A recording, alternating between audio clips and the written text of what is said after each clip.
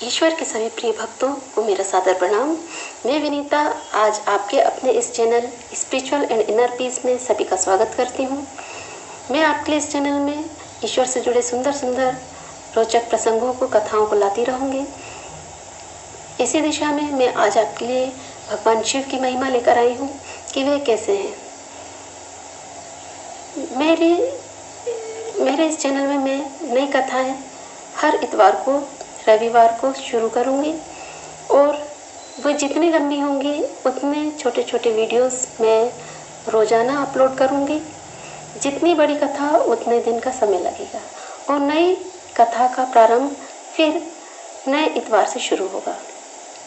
तो आज का जो मेरा प्रसंग है वो 2 दिन के लिए है कि भगवान शिव कैसे हैं।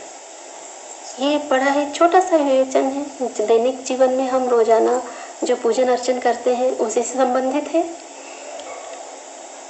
परंतु किसी ने ध्यान नहीं दिया या दिया भी होगा तो किसी ने विवेचन नहीं किया। मैंने अपने जीवन काल में नहीं सुना। मैं एक दिन पूजा कर रही थी। मेरे अपने घर में एक राम दरबार की तस्वीर है छोटी सी, जिसमें ब्रह्मा जी बने हुए हैं और बाजू में सिंहासन पर भगवान विष्णु विराजे हैं और उसके बाजू में छोटे से शिवलिंग हैं। तो एक दिन मैं जब भगवान शिव जी की आरती कर रही थी तो मैंने ध्यान दिया, अरे ये तो ऐसी ऐसी बात है। तो मुझे बड़ा आनंद हुआ और मैं आपके लिए लेकर आई। वो तो आप भी जानिए कि भगवान शिव कैसे हैं। वो एक क्रोधी हैं या फिर बड़े दयालु हैं, दया के सागर हैं, करुणा सिंधु हैं, या फिर बड़े चतुर हैं या बड़े भोले हैं। जानेंगे तो हर्ष होगा। लोग आरती करते हैं, भगवान का पूजन करते हैं, परंतु कर जाते हैं और ध्यान नहीं देते हैं कि जैसे उन्होंने क्या गाया या क्या किया। तो उसी से संबंधित मैं एक छोटी सी जानकारी लेकर आई हूँ। वैसे मैंने अपने जीवन काल में कभी नहीं सुना कि भगवान शिव ने किसी को श्राप दिया है सिवाय ब्रह्मा जी और केतकी के पुष्प को। यदि दिया भी होगा तो शायद मुझे इस बात की जानकारी नहीं है या फिर मुझे इस वक्त याद नहीं आ रहा है। तो आइए जानते हैं कि भगवान शिव कैसे हैं और उन्होंने ब्रह्मा जी को श्राप क्यों दिया, किस लिए दिया। और इसी के बाद मैं नेक्स्ट वीडियो में उसका विवेचन करूंगी कि उन्होंने बड़े पिता की भांति उन्हें श्राप दिया और अपने ही गोद में या कहना चाहिए छाया में बिठाकर उनका पूजन अर्चन भी करवाते हैं। तो आइए हम कथा शुरू करते हैं। एक समय की बात है कि ब्रह्मा जी और विष्णु भगवान के बीच में वार्तालाप चल रहा था। इसी बीच में उनके बीच में एक विवाद उत्पन्न हो गया कि हम दोनों में से श्रेष्ठ कार्य किसका है। भगवान विष्णु का पक्ष था कि तीनों का ही कार्य श्रेष्ठ है, इसमें से कोई भी कम या ज्यादा नहीं है। वहीं ब्रह्मा जी कहना चाहते थे कि नहीं, उनका कार्य अधिक श्रेष्ठ है क्योंकि वे सृजन करते हैं, सृष्टि का निर्माण करते हैं, उसकी रचना करते हैं। यदि वे सृष्टि का निर्माण ना करें, उसकी रचना ना करें, तो भगवान विष्णु किस चीज का पालन करेंगे, उसका संतुलन, उस चीज का संतुलन कैसे बनाएंगे। रचना ही नहीं है तो संतुलन कैसा। और भगवान विष्णु का कहना था कि आप रचना करते हैं तो हम उसका पालन करते हैं और भगवान शिव उसको संतुलित बनाए रखते हैं। यदि ये ना हो तो आपकी रचना व्यर्थ है, उसका क्या महत्व है। तो बात सत्य है कि कार्य तो तीनों का ही श्रेष्ठ है, परंतु ब्रह्मा जी इस बात पर अड़े हुए थे कि नहीं, उन्हीं का कार्य अधिक श्रेष्ठ है। तो ऐसे में इसी घटनाक्रम के बीच में भगवान विष्णु और ब्रह्मा जी के बीच एक प्रकाश स्तंभ प्रकट हुआ जो बड़ा ही दिव्य और अलौकिक था, जिसका ना तो कोई आदि दिखाई दे रहा था और ना ही कोई अंत समझ में आ रहा था। ऐसे में ब्रह्मा जी को एक युक्ति सूझी कि हम में से श्रेष्ठ कौन है। इस बात का पता लगाने के लिए इस प्रकाश स्तंभ का अंतिम छोर, एक सिरा ब्रह्मा जी ढूंढे और दूसरा सिरा भगवान विष्णु ढूंढे। जो पहले आ जाएगा, इसे खोजकर वो श्रेष्ठ होगा। भगवान विष्णु ने सहमति जताते हुए कहा, ठीक है, आप ऊपर की तरफ जाइए, इसका ऊपरी सिरा ढूंढिए, मैं नीचे की तरफ जाता हूँ। तो ब्रह्मा जी हंस का रूप धारण करके उड़ चले ऊपर आकाश की ओर, और वहीं दूसरी ओर भगवान विष्णु वाराह का रूप धारण करके पृथ्वी को खोदते हुए उसका निचला सिरा ढूंढने लगे।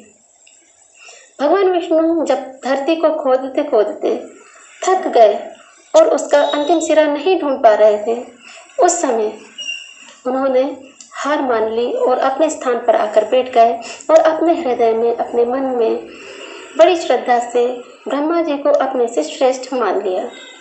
वहीं दूसरी ओर ब्रह्मा जी आकाश में हंस का रूप धारण करके उड़े जा रहे थे, परंतु वे भी उड़ते उड़ते थक चुके थे। ऐसे में उन्हें एक दिव्य पुष्प ऊपर से नीचे की ओर आते हुए दिखाई दिया। उसे रोककर ब्रह्मा जी कहने लगे, अरे भाई, आप कहाँ से आ रहे हैं? क्या आपको इस प्रकाश स्तंभ के बारे में कोई जानकारी है? तब उस पुष्प ने अपना परिचय दिया और कहा कि मैं केतकी का पुष्प हूँ और इस प्रकाश स्तंभ के शीर्ष से गिरा हूँ। तो ब्रह्मा जी बड़े प्रसन्न हुए कि यदि ये शीर्ष से आ रहे हैं इसके, तो लगता है इसका ऊपरी सिरा बड़ा ही निकट होगा। परंतु केतकी की पुष्प ने ये कहा कि नहीं, ये प्रकाश स्तंभ कितना ऊंचा है ये तो मैं भी नहीं जानता, क्योंकि मैं कब से गिर रहा हूँ, कैसे गिर रहा हूँ, इसका अंदाजा मुझे भी नहीं है। तब हताश होकर ब्रह्मा जी को एक युक्ति और सूझी। उन्होंने केतकी के पुष्प से कहा कि भाई, आप मेरा एक थोड़ा सा सहयोग करें कि नीचे जो भगवान विष्णु बैठे हुए हैं, आप उनसे चलकर ये कह दीजिए कि मैंने इस प्रकाश स्तंभ का ऊपरी सिरा देख लिया है। केतकी के पुष्प ने कहा कि भाई, मैं ये झूठ क्यों कहूँ, मैं अपने सिर पे इसका पाप क्यों लूँ? तब ब्रह्मा जी ने कहा कि मैं इस सृष्टि का सृजन करता ब्रह्मा हूँ, इस सृष्टि की रचना करता हूँ। यदि आप मेरा सहयोग करेंगे तो मैं आपको इसका राजा बना दूंगा।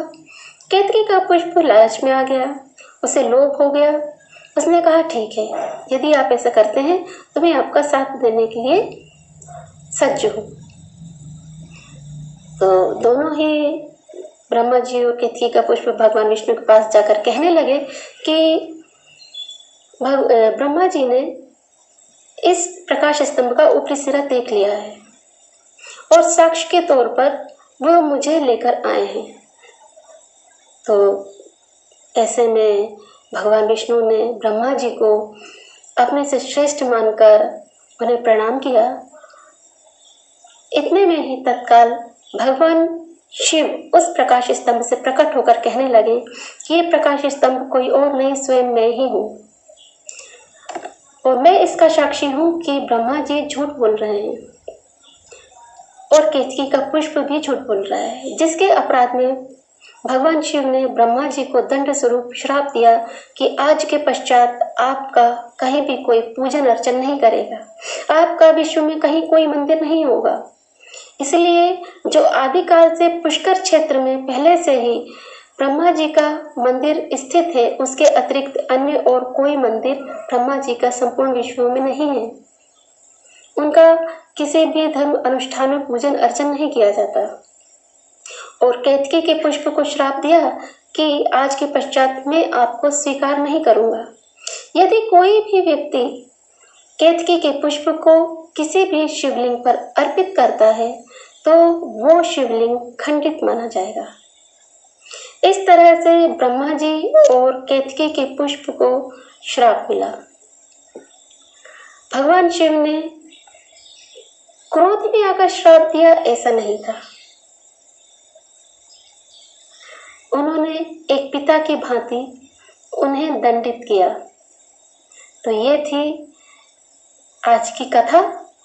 इसके आगे भगवान शिव पिता की ही भांति, जैसे माता पिता कहते हैं ना कि जाओ हम बात नहीं करेंगे, आज आपको भोजन नहीं मिलेगा, परंतु किसी अन्य व्यक्ति की ओर से भेजा देते हैं कि उसका उदर पूर्ति कर दो, वो भूखा होगा उसे भोजन करा दो।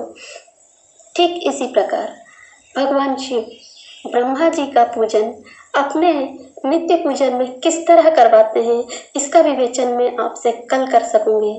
आज के लिए बस इतना ही, क्योंकि यदि मैं विवेचन करूंगी तो वीडियो अधिक लंबा हो जाएगा। तो हम फिर कल मिलते हैं। आज के लिए बस इतना ही। तब तक आप सभी को मेरा प्रणाम, और आप सब घर में सकुशल रहें, अच्छे से रहें। Take care of the self. जाते जाते मैं कहूँगी कि हाथ जोड़कर यदि आप भगवत भक्त हैं तो भगवान विष्णु के चतुर्भुज रूप का स्वरूप को अपने ध्यान में लाते हुए एक बार इस मंत्र का जाप करें।